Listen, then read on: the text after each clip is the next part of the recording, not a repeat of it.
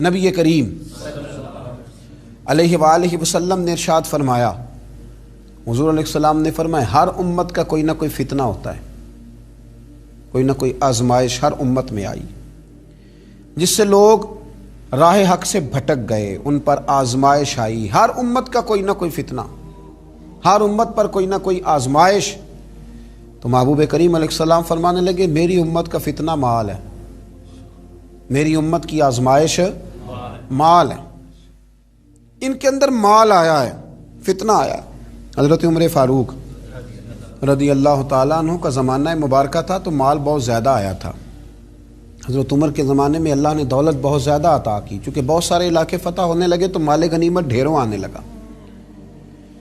حضرت عبد الرحمن ابن عوف رضی اللہ تعالیٰ عنہ فرماتے ہیں کہ جب بحرین سے مال آیا تو اتنا مال آیا، اتنا مال آیا، حضرت ابو عبیدہ بن جراح رضی اللہ تعالیٰ عنہ لے کے آئے، اتنی دولت آئی، مسجد نبوی شریف صلی اللہ علیہ وسلم میں مال کا ڈھیر لگا تو جو اونچے قد والے تھے نا وہ بھی مال کے پیچھے چھپ گئے۔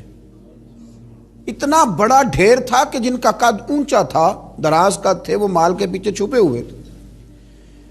تو فرماتے ہیں کہ صبح صبح کچھ لوگ جلدی آ گئے نماز کے وقت میں، پتہ تھا کہ رات سے مال غنیمت آ گیا اور نماز ختم ہو گئی تو جا ہی نہیں رہے، ابھی بیٹھے ہیں۔ تو حضرت عمر رو پڑے، جناب فاروق اعظم روئے، اللہ اکبر، درد سا پیدا ہو گیا۔ حضور آپ رو کیوں رہے ہیں؟ فرمایا تم اس لیے رکے ہوئے ہو کہ مال آیا ہے؟ لوگوں نے عرض کی حضور ہاں بات تو ٹھیک ہے اور یہ صحابہ کا حق ہے، یہ سب لوگوں میں بٹے گا۔ تو حضرت عمر فاروق رضی اللہ تعالیٰ عنہ سے کہا جناب آپ شکر ادا کریں، آپ رو رہے ہیں۔ فرمایا تمہیں نہیں نہ پتا، میں نے اپنے نبی پاک سے سنا ہے علیہ السلام، حضور نے فرمایا میری امت کا فتنہ مال ہے، جہاں مال آتا ہے وہاں عداوت بھی آتی ہے، جہاں مال آتا ہے وہاں تلخیاں بھی آتی ہیں، جہاں مال آتا ہے وہاں لالچ بھی آتا ہے، جہاں مال آتا ہے تو وہاں پھر لوگ ایک دوسرے سے بٹورنا بھی چاہتے ہیں۔ جب تک جیبوں میں مال نہیں نہ ہوتا تو جو بھی پیار کرتا ہے ذات سے کرتا ہے، اور جب جیب میں مال آتا ہے تو پھر زیادہ تر لوگ جیب سے پیار کرتے ہیں۔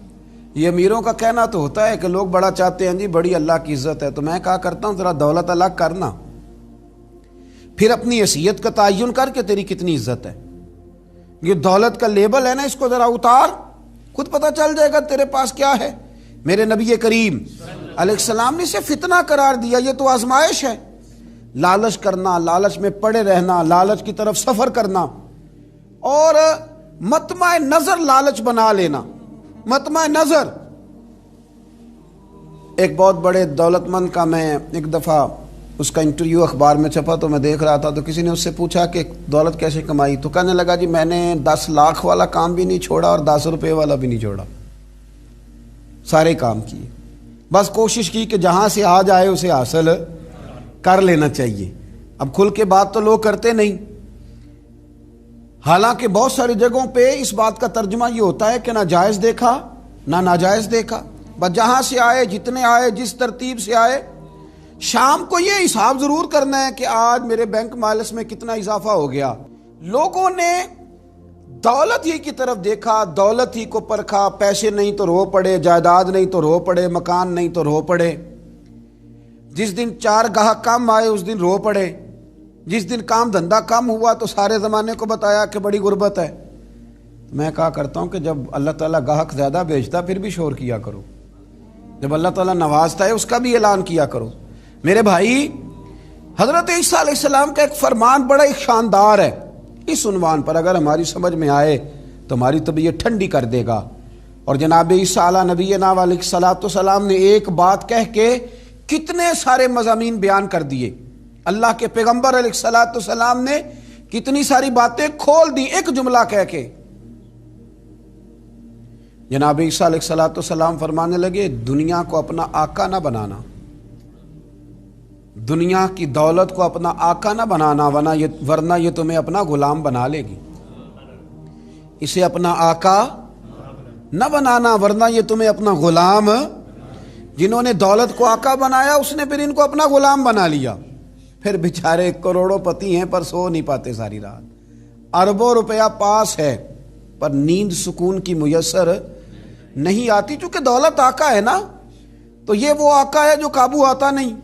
یہ وہ آقا ہے جس سے دل بھرتا نہیں، یہ وہ والا آقا ہے جس سے لوگوں کی طبیعت سیر ہوتی نہیں، ایک کے بعد دو، دو کے بعد تین، تین کے بعد چار، چار کے بعد پانچ، یہ وہ والا پیالہ ہے جو کبھی پر ہو سکتا۔ محمود غزنوی رحمت اللہ تعالی علیہ نا خیرات بانٹا کرتے تھے، آپ کو پتہ ہے بادشاہ لوگ ہوتے تھے، دولت تقسیم کرتے تھے، تو محمود ایک دن باہر نکلے، سیر کے لیے جا رہے تھے بادشاہ سلامت، تو باہر نکلے تو کہا جتنے فقیر ہیں نا سب کو بلا لو، آج میرا دل ہے میں نکلتا جاؤں اور خیرات بانٹتا جاؤں، نکلتا جاؤں اور خیرات تقسیم کرتا جاؤں۔ محمود نے اعلان کیا تو بعض اوقات انسان کچھ بات کرتا ہے تو اس کے لفظوں میں نا تھوڑا کر و فر نظر آتا ہے، تھوڑا تکبر نظر آتا ہے، تھوڑا غرور نظر آتا ہے۔ ایک درویش بھی وہاں سے گزر رہے تھے، انہوں نے بھی بادشاہ کا یہ جملہ سنا، انہوں نے بھی بادشاہ کا یہ جملہ سنا، اس طرف توجہ فرمائی کہ لو جی جو جس نے لینا ہے نا آج اسے دیا جائے گا، آج میں بانٹتا ہی جاؤں گا۔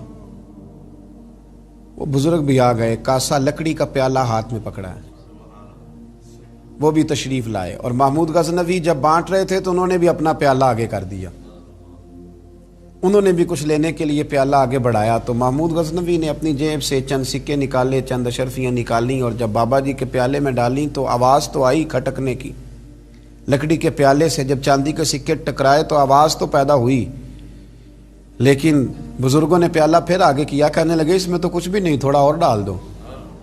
تو محمود کہتا ہے میں نظر ڈال کے دیکھا تو پیالہ تو واقعی خالی تھا، بادشاہ تھا، کہہ چکا تھا کہ آج بانٹنا ہے، جو کوئی مانگے گا اسے دینا، پھر جیب میں آ ڈالا۔ یہ انا کا بت بھی بڑی مشکل سے ٹوٹتا ہے نا، یہ بڑا پکا ہوتا ہے، یہ نہیں ٹوٹتا۔ دوبارہ پیالہ ڈالا تو پھر چیزیں کھٹکنے کی، بجنے کی آواز تو آئی، لیکن بزرگ کہنے لگے کہ تو نے تو کچھ بھی نہیں دیا۔ پھر پیالہ آگے کیا تو محمود نے جھوک کے دیکھا تو پیالہ پھر خالی تھا، اس نے پھر کچھ ڈالا، پھر دیکھا تو خالی، پھر ڈالا، بجنے کی آواز آئی، پھر خالی۔ اب بادشاہ تھا، ہارنے کا نام ہی نہیں لے رہا، یہ شکست کھانا ہی نہیں چاہتا، اس نے تھیلے منگا لیے، بوریاں منگا لی پیسوں کی بھری ہوئی، ڈالتا جا رہا ہے، بجنے کی آواز آتی ہے۔ محمود تھک گیا، کہنے لگا بابا اس کے نیچے کون سا سوراخ بنایا ہوا ہے، کیا ہے اس کے نیچے، جو سمجھ میں نہیں آ رہا کیا ہے۔ تو ان بزرگوں نے بڑی شاندار بات کی، کہنے لگے محمود یہ انسانی خواہشات کا پیالہ ہے، اور یہ خواہشات کبھی پور نہیں ہو سکتی، ایک پوری کرتے ہیں تو دوسری بن جاتی ہے، ایک پوری کرتے ہیں تو دوسری۔ حضرت مولا علی شیر خدا رضی اللہ تعالیٰ عنہ فرمایا کرتے تھے نفس کی خواہشیں ان بھیڑوں کی طرح ہیں جو کبھی قابو میں نہیں آتی، ادھر سے گھیر کے لاؤ تو ادھر والی نکل جاتی ہیں، ادھر سے گھیر کے لاؤ تو ادھر والی نکل جاتی ہیں، دونوں کو سمیٹو تو سامنے والی گائے۔ یہ خواہشات ہیں، یہ کبھی پوری یہ نہیں پوری ہوتی میاں۔ پھر انسان آگے سے آگے بڑھتا رہتا ہے، ہرس کرتا ہے، لالچ کرتا ہے، طمع کرتا ہے، لینے کی خواہش پیدا کرتا ہے، لیکن یہ چیزیں کبھی اس کے حق میں مؤثر ثابت نہیں ہوتی۔ ہاں میرے نبی کریم علیہ الصلاۃ والسلام سے پوچھا گیا تھا یا رسول اللہ ذلت کیا ہے؟ فرمایا لالچ کرنا۔